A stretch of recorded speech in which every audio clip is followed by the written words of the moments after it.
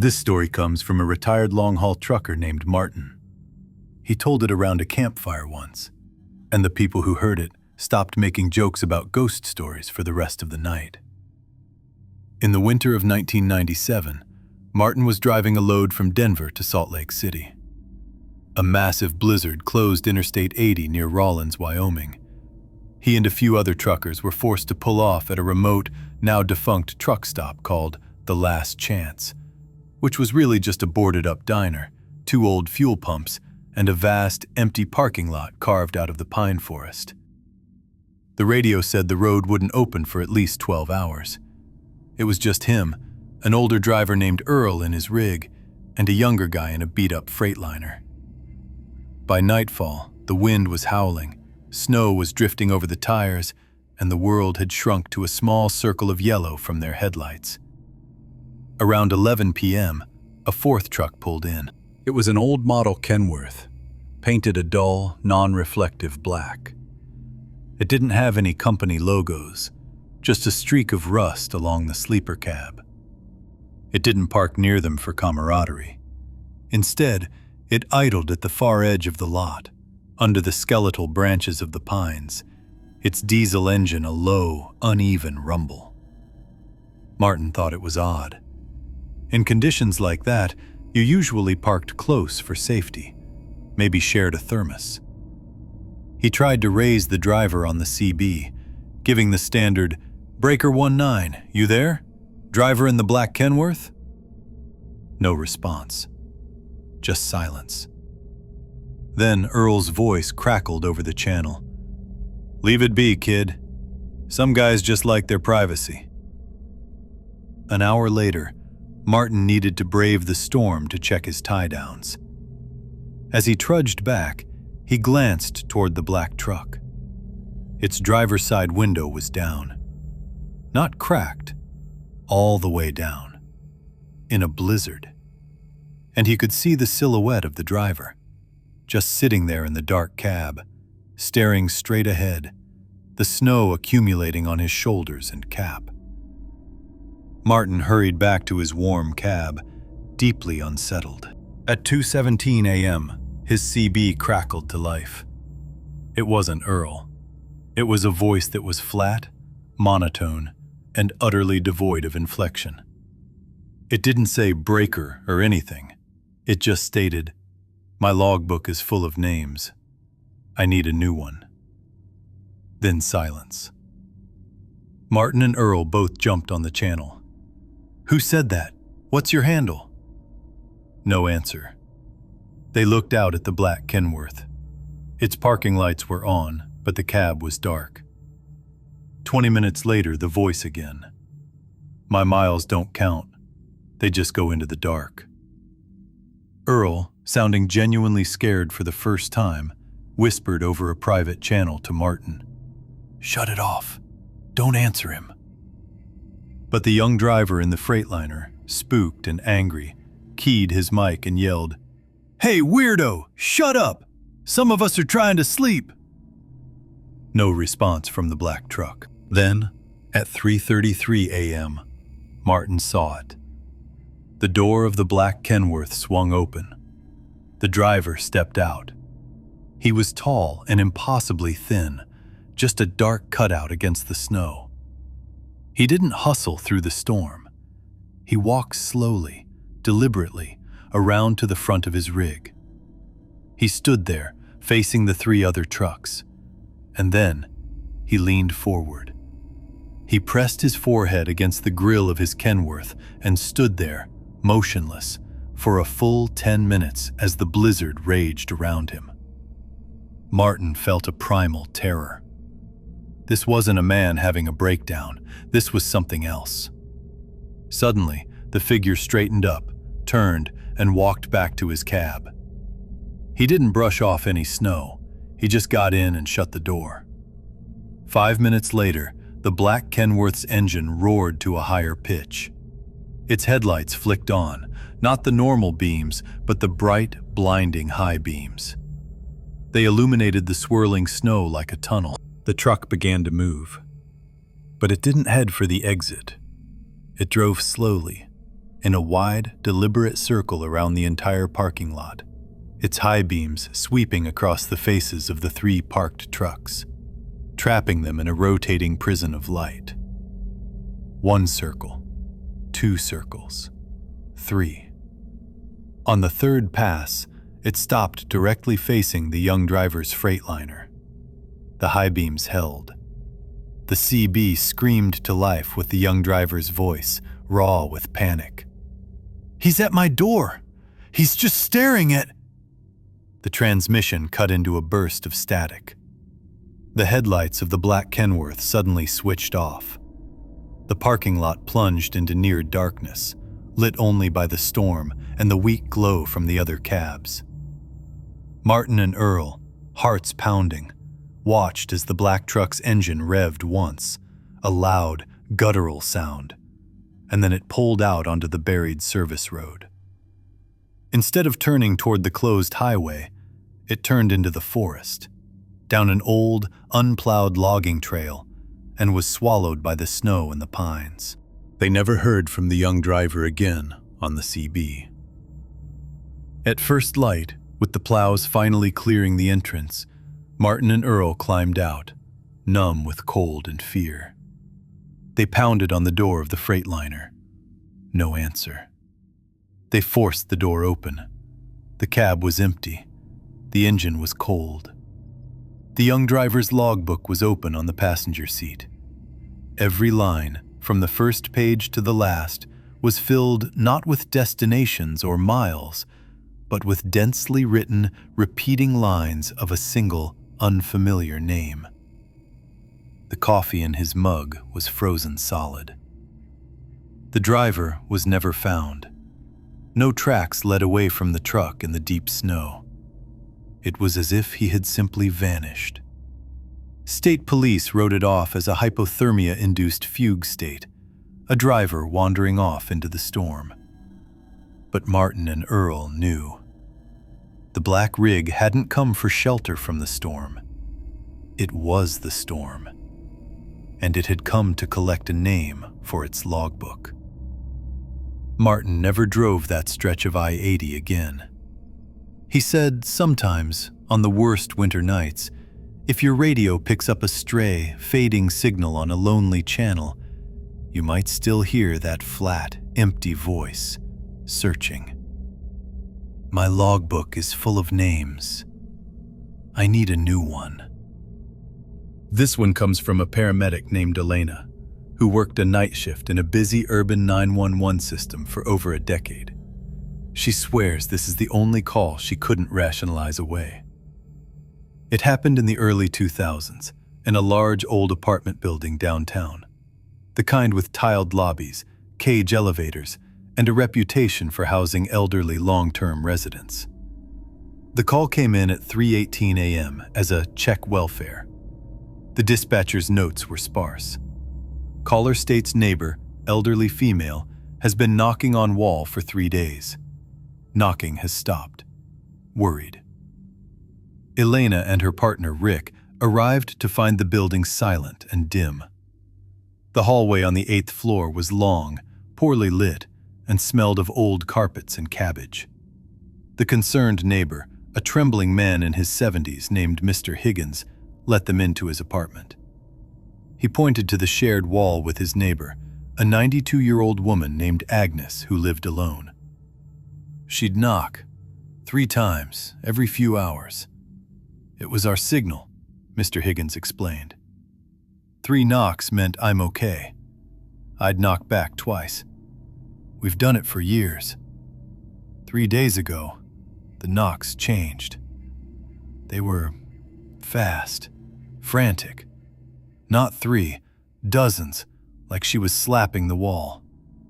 Then yesterday, nothing at all. I called the super, but he wouldn't open without police or you guys. Elena and Rick went into the hall and knocked on Agnes's door. No answer. They got the building master key from the sleepy super. Protocol was to announce themselves, then enter. The moment the door swung open, the smell hit them. Not death, but something wrong.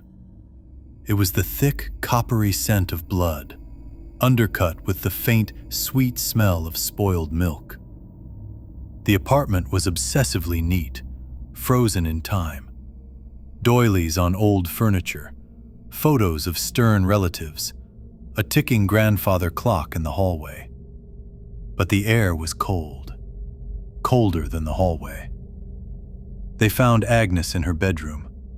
She was sitting upright in a chair by her bed, dressed in a nightgown, her hands folded neatly in her lap. She was deceased, likely for a day or more. But it wasn't a peaceful scene. Her eyes were wide open, staring directly at the wall she shared with Mr. Higgins. Her expression wasn't one of pain or fear, but of profound shock, as if she had seen something so unbelievable it had stopped her heart. On the wallpaper next to her chair, about at eye level, were streaks of something dark and dried. Later, forensics would confirm it was her own blood, transferred from her fingertips. And in the middle of those streaks, clearly pressed into the wall by a bloody fingertip, was a single word, written in shaky cursive. Wrong. That was unsettling enough. But as Elena stood there, processing the scene, her gaze drifted to the far wall of the small bedroom. There was a large, old mirror above a dresser, reflecting the room behind her. In the reflection, she saw the bedroom door, which they had left open. And in the reflection, she saw a figure standing just outside in the dark hallway. It was the silhouette of a very tall, painfully thin man. He was standing perfectly still, his head tilted at an unnatural angle, as if he were listening. Or waiting. Her blood went icy.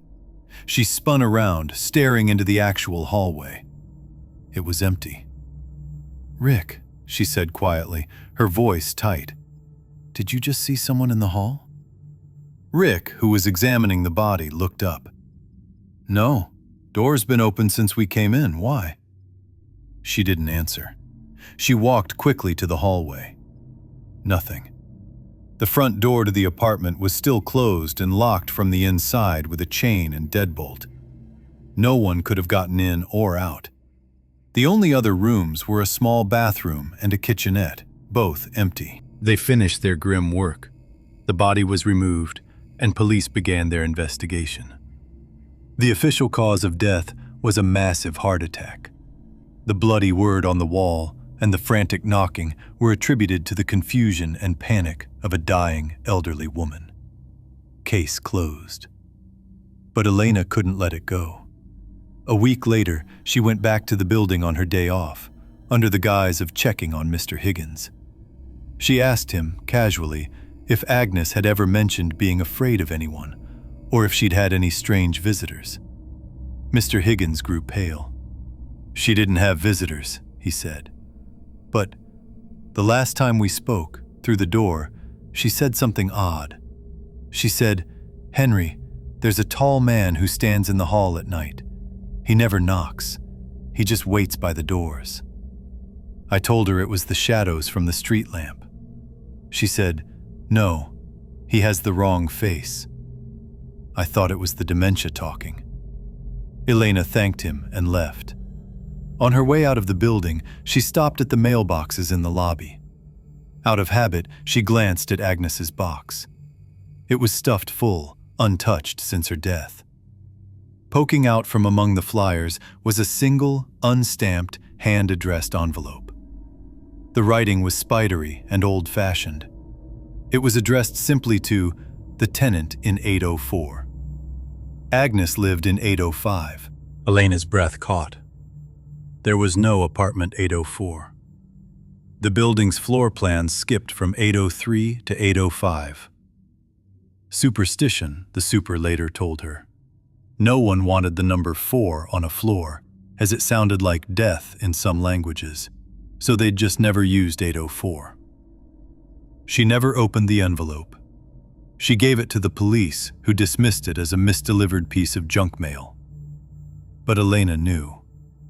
The knocking on the wall hadn't been a cry for help to Mr. Higgins. It had been an answer. An answer to something, or someone, that had been knocking on Agnes's door from inside the wall where apartment 804 should have been.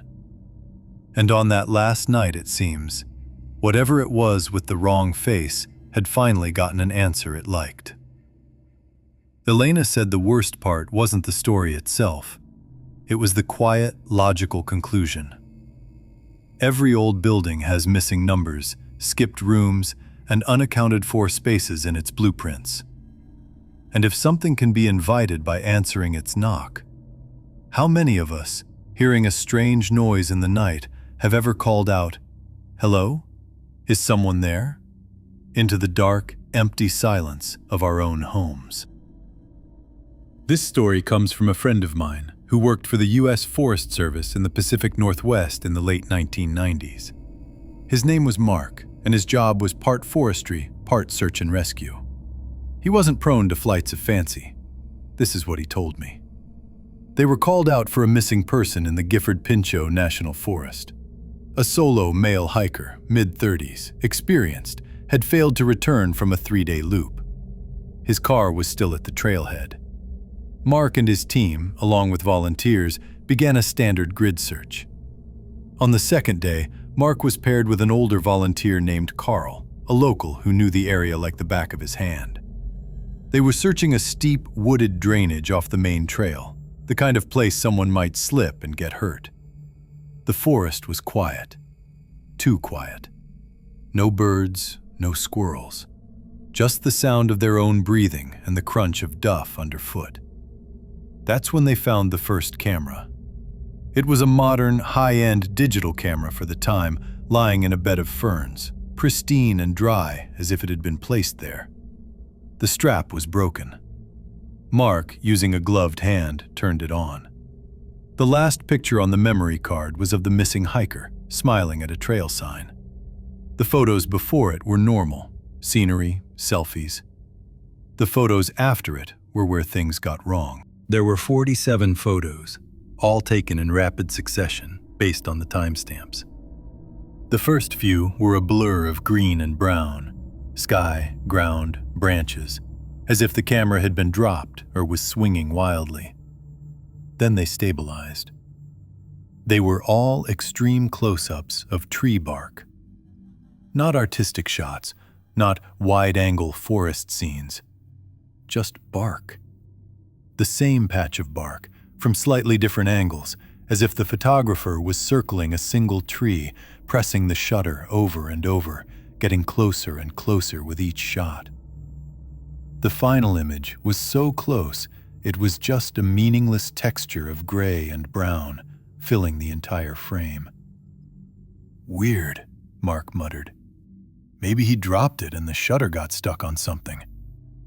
Carl didn't say anything. He was staring at the trees around them, his face pale. They bagged the camera as evidence and called in their location. As they waited for the rest of the team to converge, Carl spoke, his voice low. "This ain't right, Mark. This ain't an accident."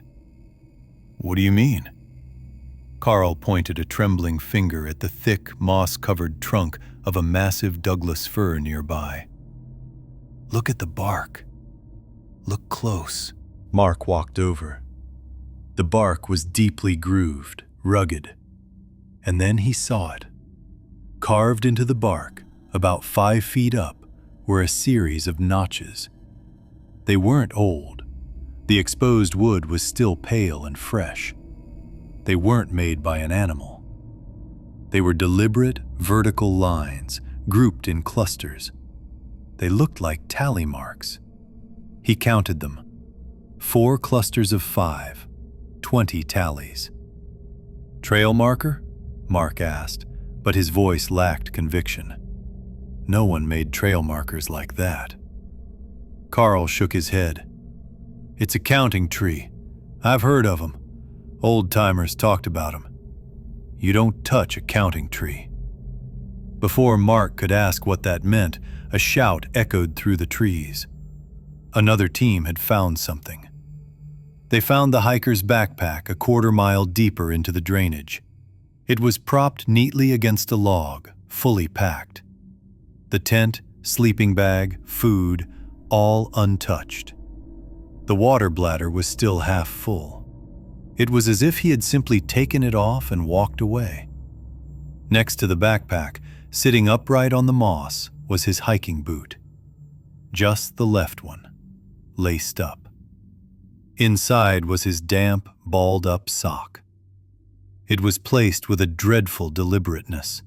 The toe pointed deeper into the woods. The search intensified, now a full-blown rescue operation with a sense of dread. They brought in dogs. The dogs went crazy, but not in a good way. They picked up a scent trail from the boot immediately, pulling their handlers with frantic energy. But after about 200 yards, all 3 dogs, experienced, steady animals, stopped dead.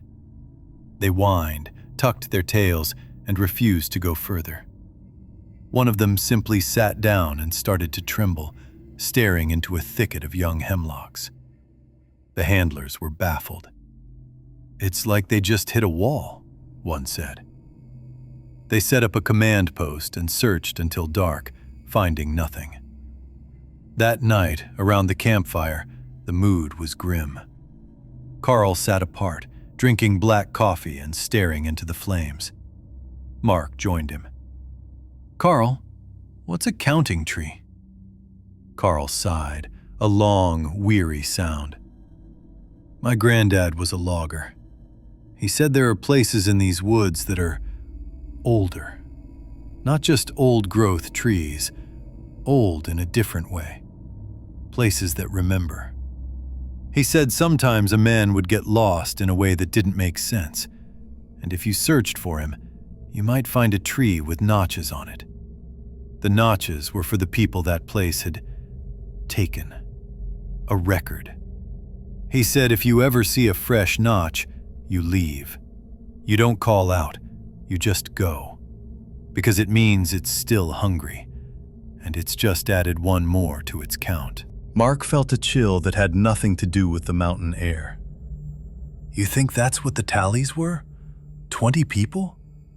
"I think," Carl said slowly, "that tree is now going to have 21. The hiker was never found. Not a bone, not a scrap of clothing.